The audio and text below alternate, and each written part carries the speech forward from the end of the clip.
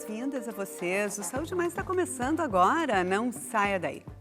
Problemas cardiovasculares é o tema do programa dessa semana com Luciano Seolim Rosa, que já está por aqui.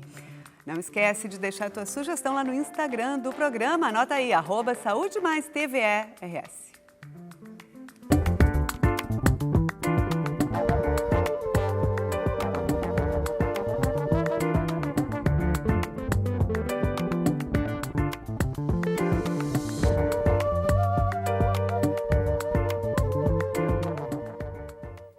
Problemas cardiovasculares são responsáveis por cerca de 30% de todas as mortes no Brasil, segundo a Sociedade Brasileira de Cardiologia.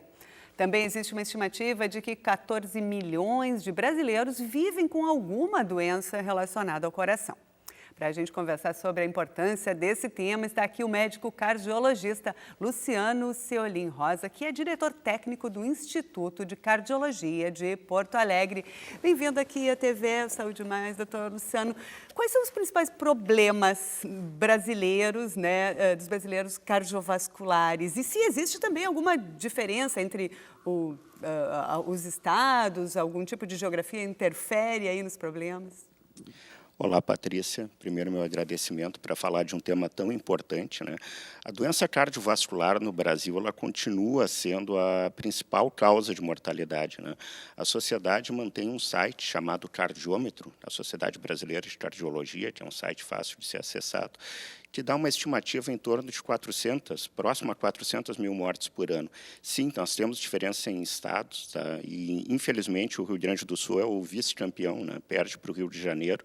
O Rio Grande do Sul tem uma estatística de 200, o cardiômetro ele tem esse número global, mas a última atualização corrigida para a população é de 2020. Nós estávamos em segundo lugar, com 221 mortes para cada 100 mil habitantes por ano, perdendo apenas para o Rio de Janeiro, que era em torno de 260. O nosso vizinho do norte, Santa Catarina, tem em torno de 160, né? Então, sim, ainda, né, continua sendo a parte mais importante, tem diferenças por estados, mas isso é uma coisa até curiosa de te comentar, porque, por exemplo, os estados com menor índice, às vezes, têm um índice menor por ter problemas de saúde mais simples, né, como doenças infecciosas, né, que, às vezes, não é um bom sinal também ter um número muito baixo de doença cardiovascular. Mas, igual, é a doença mais importante, a doença mais comum, a gente diz mais prevalente, né? E se a gente for considerar a hipertensão como doença cardiovascular, a gente tem próximo a 30% da população com hipertensão.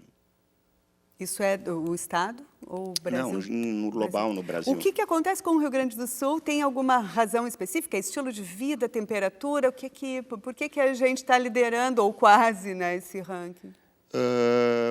Na verdade, assim, como eu havia comentado, se a gente for ver as estatísticas mundiais, os locais que têm uma taxa muito baixa são locais com poder aquisitivo muito baixo, tá? Então, as pessoas não chegam nem em proporção até a meia-idade para ter doença cardiovascular, acabam morrendo de doenças infecciosas.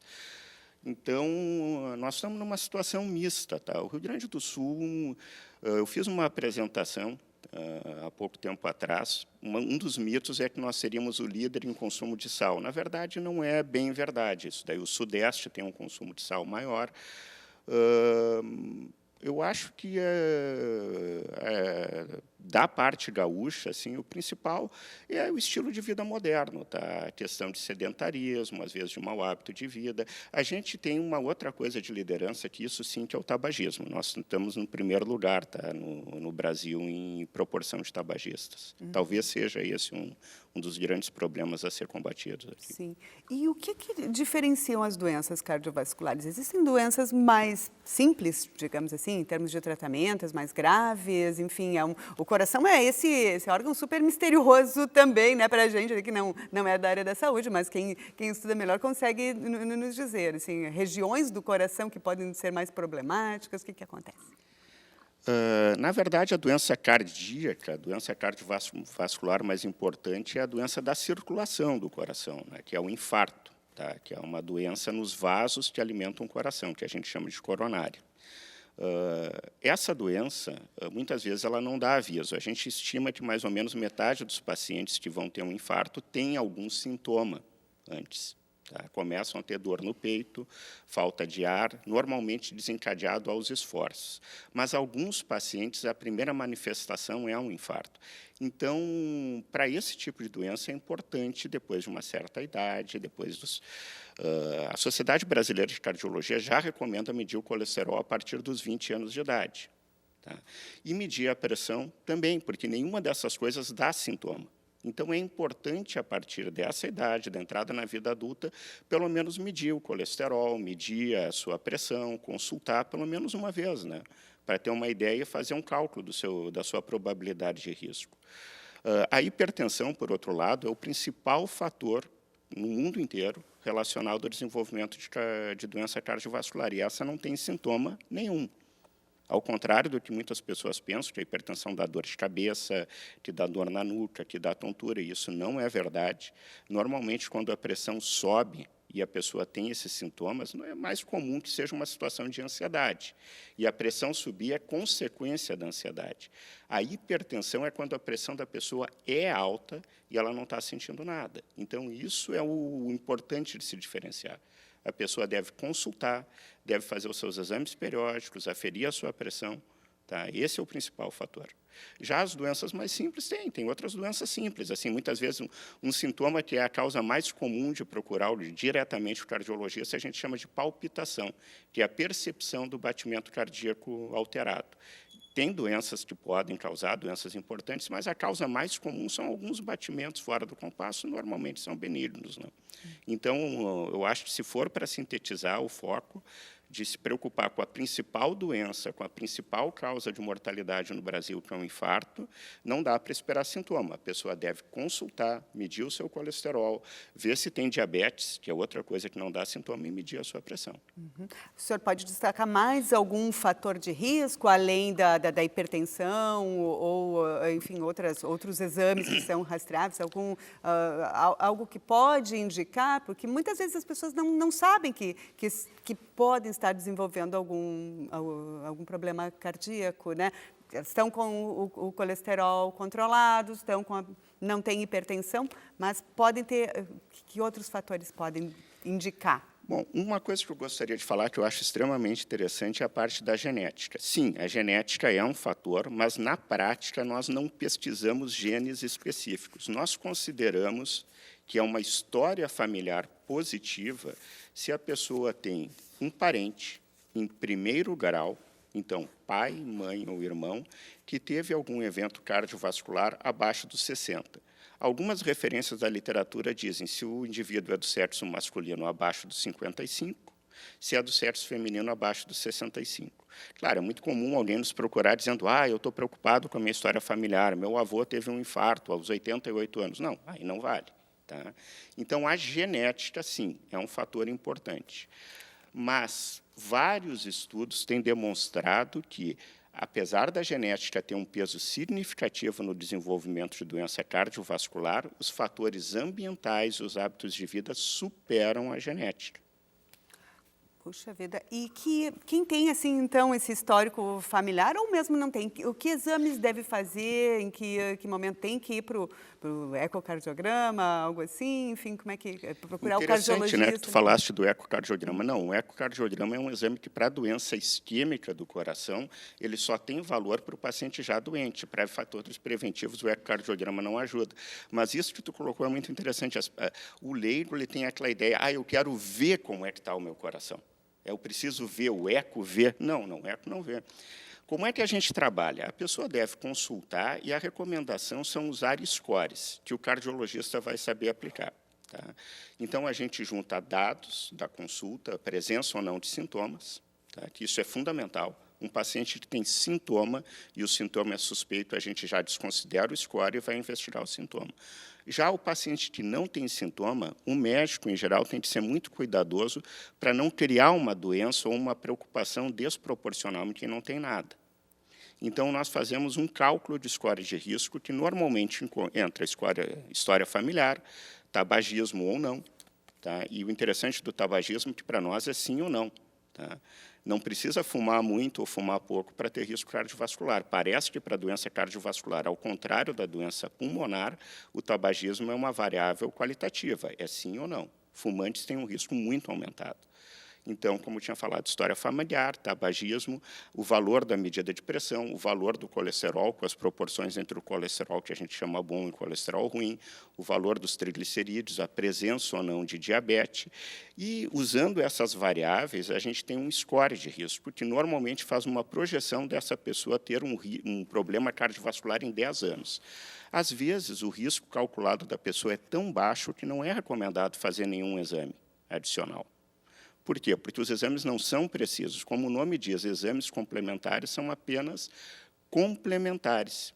As pessoas acham, não, mas o que vai me dar o diagnóstico é o exame. Não, o diagnóstico é um trabalho médico que junta a história com o exame.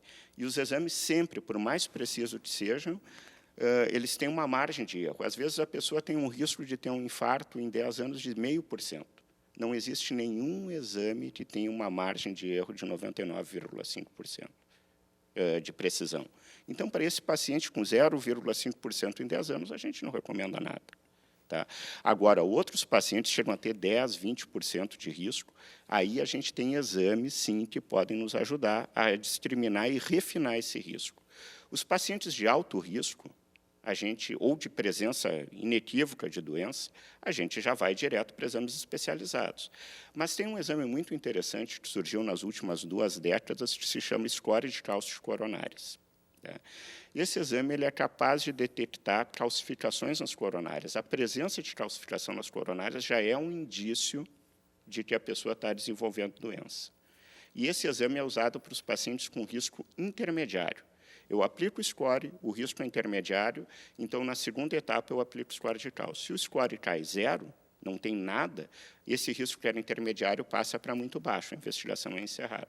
Se o score dá um determinado valor, que vai de 0 a 100, 100 a 400, acima de 400, a gente costuma refinar a investigação. Tá bem, obrigada então, doutor por hora. Saúde demais, volta já, a gente faz um intervalo e logo a gente volta a conversar sobre problemas cardiovasculares.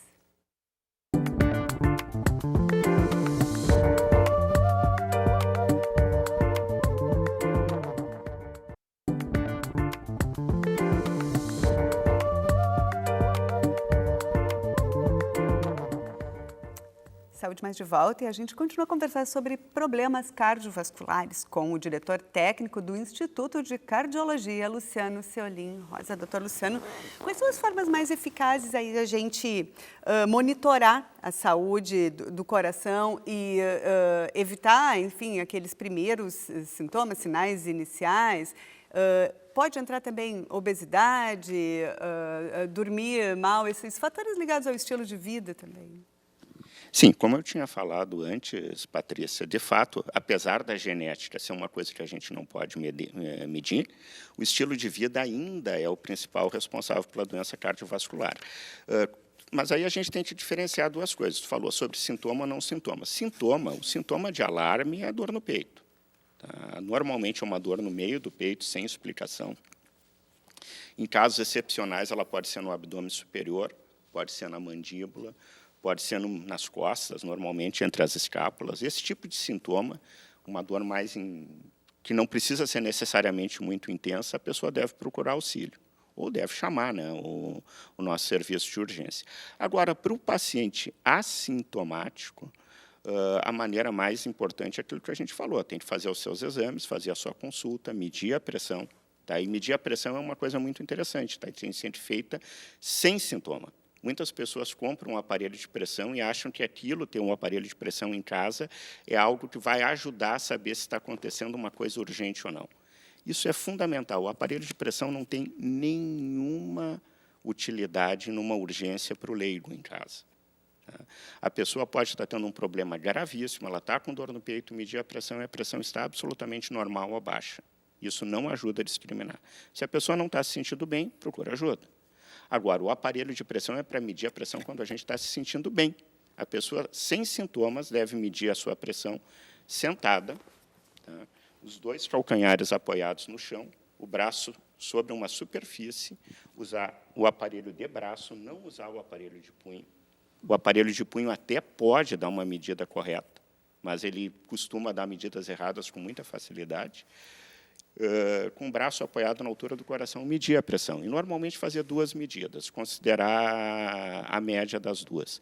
Isso é uma maneira. Outra maneira é consultar, fazer os seus exames e medir. Falar sobre a obesidade e sobre a qualidade do sono.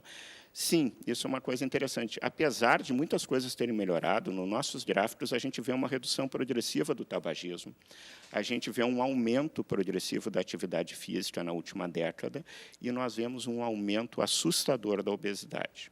Então, deve ter coisa que a gente não sabe ainda.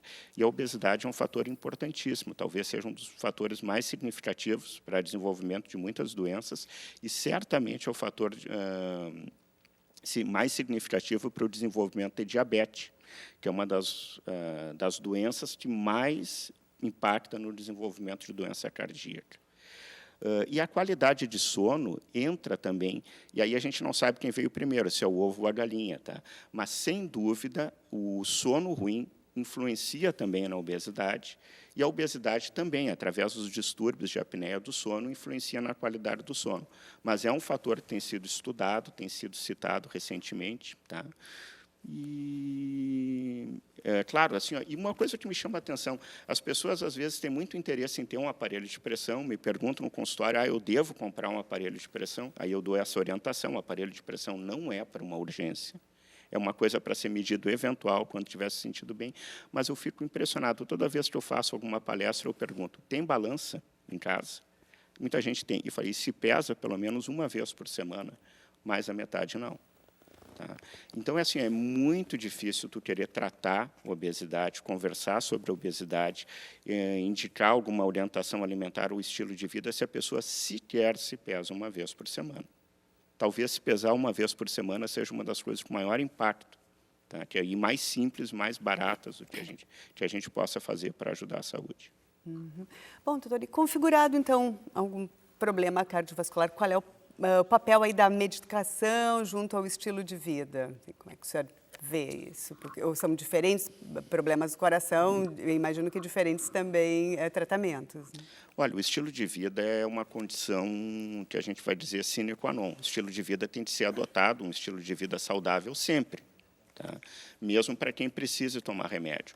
Agora, o que a gente tem que advertir é que, uma vez estabelecida a doença cardiovascular, o paciente teve um infarto, o paciente teve AVC, o paciente tem hipertensão e já tem alterações no coração decorrentes da hipertensão, ok, tu tem que adotar um estilo de vida saudável, mas esses pacientes têm que ser medicados. Existe uma cultura em algumas pessoas, não, que eu não vou precisar tomar remédio se eu tiver um estilo de vida saudável. Não, não é verdade. Remédio não faz mal. Remédio vai fazer mal se for mal indicado. Tá? Quem é doente tem que tomar remédio.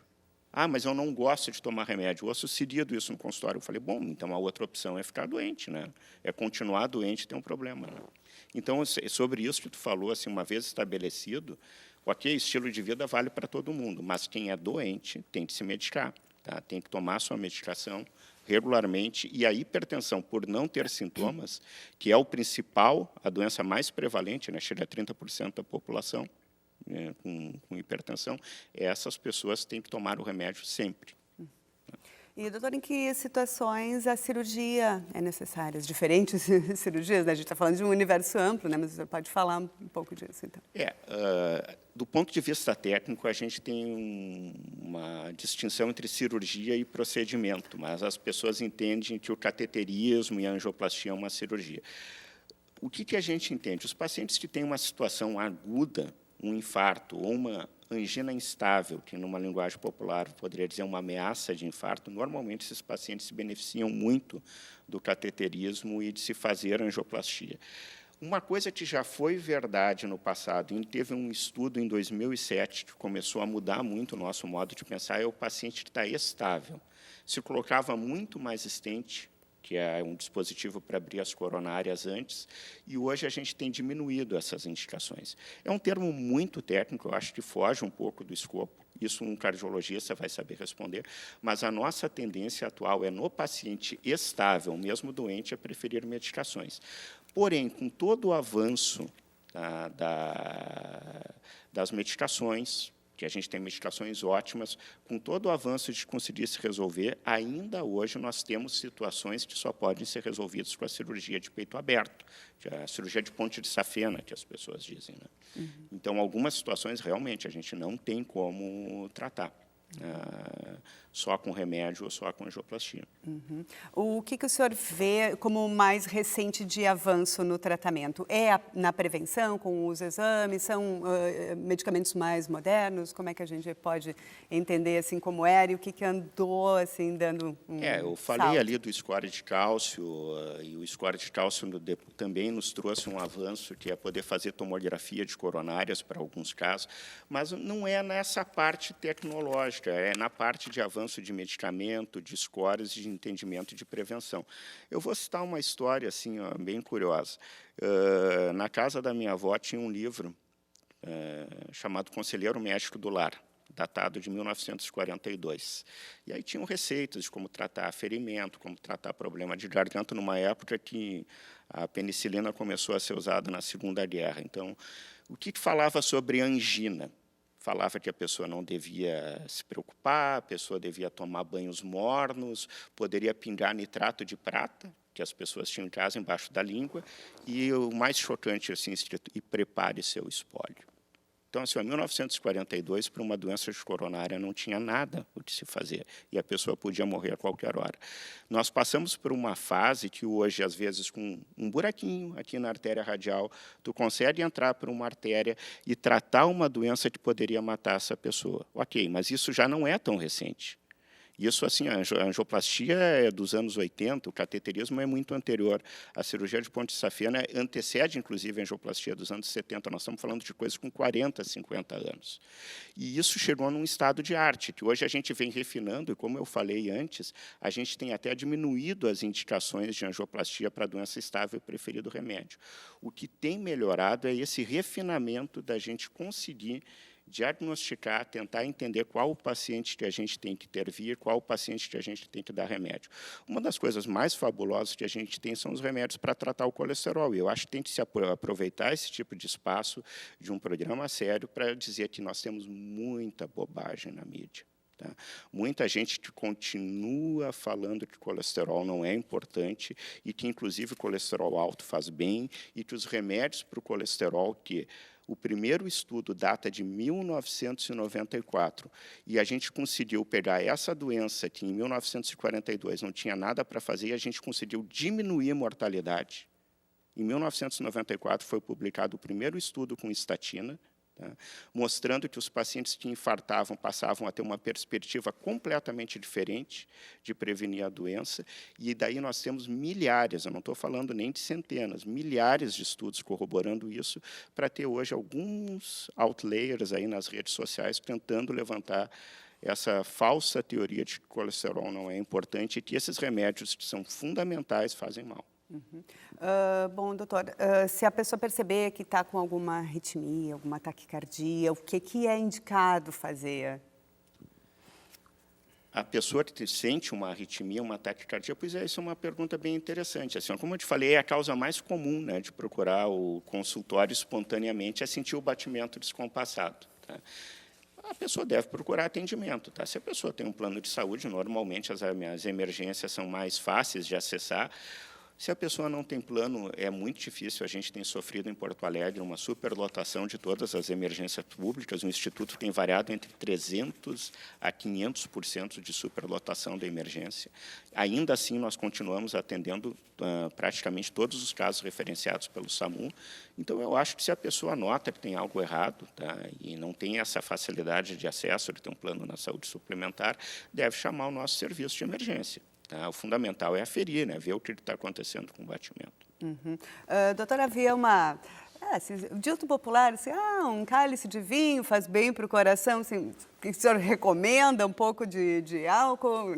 Naturalmente não vai recomendar que as pessoas bebam, né? Mas qual é a relação entre o uso do álcool e se o senhor também tiver, a gente já se aproxima do fim do programa, se tiver algo a acrescentar, por favor.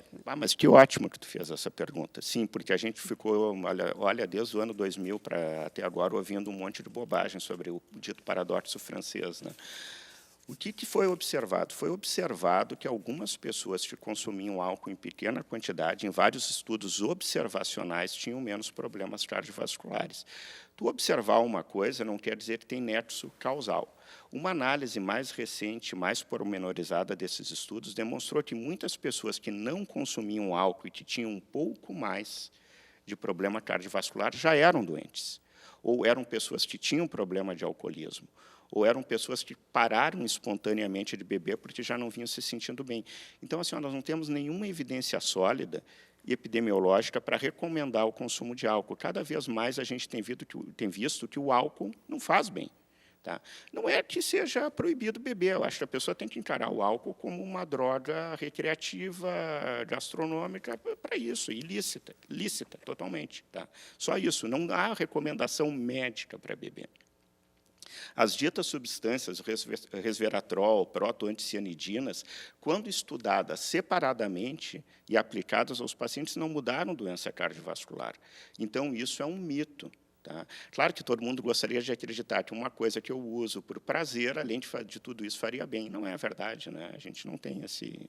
Nenhuma sociedade, nem a sociedade brasileira, a sociedade norte-americana, a sociedade europeia, jamais, em momento algum, nesses últimos anos, emitiu algum documento de consenso recomendando beber para diminuir o risco cardiovascular. Querendo um número, assim, eu acho interessante a gente falar em dose. As pessoas, às vezes, chegam no consultório e me dizem, mas eu posso tomar uma taça ou não. A gente tem que usar o termo dose estándar. O que é uma dose estándar de bebida alcoólica? Para a cerveja comum, de em torno de 5% de álcool, uma latinha, uma long neck é uma dose estándar, 350 ml aproximadamente. O vinho, como o teor alcoólico do vinho tinto tem chegado em torno de 14%, uma garrafa são 7 doses estándar e o vinho branco em torno de 6, porque gira em torno de 12. E os destilados, 50 ml a dose, então, o dosímetro, aquele é uma dose estándar. Para homens, o consumo acima de 14 doses de álcool por semana é muito preocupante. E para mulheres, 3/4. A mulher tem uma dificuldade maior do metabolismo do álcool. Sem contar que uma das doenças mais comuns em mulheres, que é o câncer de mama, tem relação direta com o consumo de álcool. Então, não existe motivo nenhum para nenhum médico recomendar a pessoa beber para promover a saúde. Tá certo. Doutor Luciano, muito obrigada aí pela sua presença aqui no Saúde Mais. O Saúde Mais ciência, mais bem-estar, mais prevenção vai ficando por aqui. Te cuida. Até a semana que vem. Thank you.